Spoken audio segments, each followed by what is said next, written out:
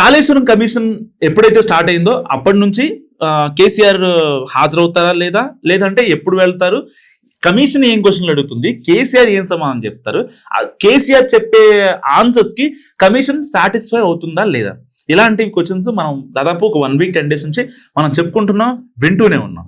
So ఇలాంటి టైంలో Kaleshwaram commission అన్ని ప్రశ్నలు అడిగింది, ఈ ప్రశ్నలు అడిగింది అనుకుంటాను. కానీ కరెక్ట్ గా కమిషన్ కేసీఆర్ ని 18 ప్రశ్నలు సంధించింది. దానికి ఆయన చాలా సూటిగా స్పష్టంగా సమాధానం ఇచ్చారు. 1 కాదు 2 కాదు, ఏకంగా 50 నిమిషాలు ఏకదాటిగా 10 నిమిషాలు తక్కువ గంట పాటు విచారణ అధికారులు ప్రశ్నలు వేస్తూనే ఉన్నారు కేసీఆర్ ని. ప్రశ్నల పరంపర కురిపిస్తూనే ఉన్నారు కేసీఆర్ పైన. కేసీఆర్ సమాధానాలు చెప్పారు, వాటితో అధికారులు అసలు సాటిస్ఫై అయ్యారా లేదా అనే విషయాలు పక్కన పెడితే మొత్తానికి కాళేశ్వరం కమిషన్ ఎదుట కేసీఆర్ ను హాజరుపరిచిన విధానాన్ని కాంగ్రెస్ పార్టీ గొప్పగా చెప్పుకుంటుంది. కాళేశ్వరం కమిషన్ ఎదుట కేసీఆర్ విచారణ దాదాపు 50 నిమిషాల పాటు సాగింది. కాళేశ్వరం ఎత్తిపోతల పథకానికి సంబంధించి కమిషన్ చైర్మన్ పిసి ఘోష్ అనేక ప్రశ్నలకు కేసీఆర్ సంధించారు. ఈ క్రమంలో కేసీఆర్ కమిషన్ కు అనేక డాక్యుమెంట్లను కూడా ఇచ్చారు. విచారణ సమయంలో దేవుడి సాక్షిగా మొత్తం నిజాలే చెబుతారని కేసీఆర్ తో చైర్మన్ పిసి ఘోష్ ప్రమాణం కూడా చేయించారు. మొత్తం 18 ప్రశ్నలు కేసీఆర్ సంధించారు. ముఖ్యంగా కాళేశ్వరం ఎత్తిపోతల పథకంలో చేపట్టిన రీఇంజనీరింగ్ కార్పొరేషన్ ఎందుకు ఏర్పాటు చేయాల్సి వచ్చింది, కేబినెట్ ఆమోదం తెలిపిందా లేదా, ఈ ప్రశ్నలు కమిషన్ వేసింది. అయితే రీఇంజనీరింగ్ ఎందుకు జరపాల్సి వచ్చిందో కేసీఆర్ కమిషన్ కు ఆన్సర్ చెప్పారు. కేబినెట్ ఆమోదంతోనే ప్రతిదీ చేశామని కేసీఆర్ స్పష్టం చేశారు. స్థలాన్ని మార్చిన విధానం, గోదావరి నీరు లభించే తీరు, వ్యాస్కోప్ ఇచ్చిన నివేదిక, ఈ అంశాలను మొత్తం కమిషన్ దృష్టికి కేసీఆర్ తీసుకెళ్లారు. అంతేకాదు లైఫ్ లైన్ కాళేశ్వరం అనే పుస్తకాన్ని కమిషన్ కు కేసీఆర్ ఇవ్వడం ఇక్కడ విశేషం. సో ఇక్కడ విశేషం ఎందుకన్నానంటే ఆయన్ని విచారణకి రమ్మని కమిషన్ పిలిస్తే ఈయన వెళ్ళి బుక్ ఇవ్వడం ఒక రకంగా విశేషం చెప్పుకోవచ్చు. ఇందులో కాళేశ్వరం ఎత్తిపోతల పథకానికి సంబంధించిన ఉద్దేశాలను ఆయన వివరించారు.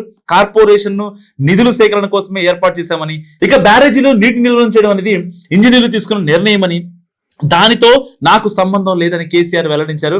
సో బ్యారేజీల్లో నీటిని నిల్వ చేయడానికి ఆదేశాలు ఇచ్చారా అని కమిషన్ ప్రశ్నిస్తే నీటిని ఎత్తిపోవడానికి మాత్రమే బ్యారేజీలు నిర్మించామని కేసీఆర్ కరాఖండిగా చెప్పేశారు. సో ఎప్పటి నుంచో కాంగ్రెస్ వాళ్ళు కానీ కమిషన్ అదే మెయిన్ క్వశ్చన్. సో ప్రాజెక్ట్ నిర్మాణానికి సంబంధించి స్థలం మార్పు నిర్ణయం ఎవరిదైనా అధికారుల బృందం ప్రశ్నిస్తే మార్పు వెనక ఉద్దేశాన్ని కేసీఆర్ చాలా గట్టిగా వివరించారు, స్ట్రాంగ్ గా. తుమ్మిడిహట్టి వద్ద నీటి లభ్యత లేకపోవడం వల్ల సిడబ్ల్యూసి ఇచ్చిన నివేదికను పరిగణలోకి తీసుకుని గ్యాప్ గ్రూప్ చేసిన సర్వేను ప్రామాణికంగా తీసుకుని సాంకేతిక బృందం 3 బ్యారేజీలు నిర్మించిందని వివరించారు కేసీఆర్.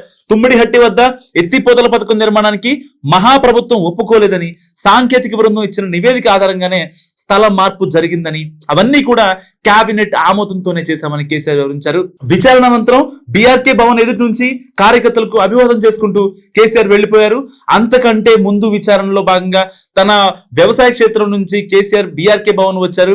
తనకు జలుబు ఉండడంతో ఓపెన్ కోర్టు విచారణ వద్దని చెప్పడంతో దానిని కమిషన్ రద్దు చేసింది. ఆ తర్వాత ముఖాముఖిగా కమిషన్ సభ్యులు కేసీఆర్ ని విచారించారు. ఇక కాళేశ్వరం కమిషన్ ఇప్పటి వరకు ఏకంగా 114 మందిని విచారించడం నిజంగా విశేషం. ఇప్పటికే కీలక నేతల్ని, మాజీ సీఎంని, మాజీ మంత్రుల్ని, ఎంపీలని అందరినీ విచారించింది. ఇంకా దాంట్లో ఎవరైతే పనిచేసిన ఈఎన్సీ చీఫ్లు ఉంటారో వాళ్ళని కూడా విచారించింది. సో ఇప్పుడు ఫైనల్ గా కమిషన్ వీళ్ళ అందరి ప్రశ్నలు సంధించింది కాబట్టి వాళ్ళ ఆన్సర్ తో ఒక నివేదిక తయారు చేసి ప్రభుత్వానికి సబ్మిట్ చేస్తుంది. అప్పుడు దోషులు ఎవరిదన్నది తేలాల్సి ఉంటుంది. సో ఫైనల్ గా ఇప్పటిదాకా కాళేశ్వరం గురించి చాలా టాపిక్స్ నడిచాయి. సో ఇలాంటి నేపథ్యంలో కాళేశ్వరం కమిషన్ లో అవినీతి జరిగిందా లేదా, ఇప్పుడు రీసెంట్ గా జరిగిన విచారణలో ఎవరు జైలుకి వెళ్లే అవకాశం ఉంది, మీరేమనుకుంటున్నారు కామెంట్ రూపంలో చెప్పండి.